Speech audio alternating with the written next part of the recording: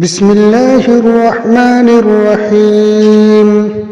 شروع کرتا ہوں اللہ تعالیٰ کے نام سے جو بڑا مہربان نہایت رحم والا ہے۔ الحمد للہ رب العالمین۔ سب تعریف اللہ تعالیٰ کے لیے ہے جو تمام جہانوں کا پالنے والا ہے۔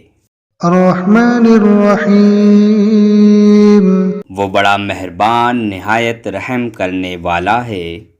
مالک یوم الدین۔ وہ بدلے کے دن یعنی قیامت کا مالک ہے۔ ایاک نعبد و ایاک نستعین۔ ہم صرف تیری ہی عبادت کرتے ہیں اور صرف تجھی سے مدد چاہتے ہیں۔ اہدنا الصراط المستقیم۔ ہمیں سیدھی اور سچی راہ دکھا۔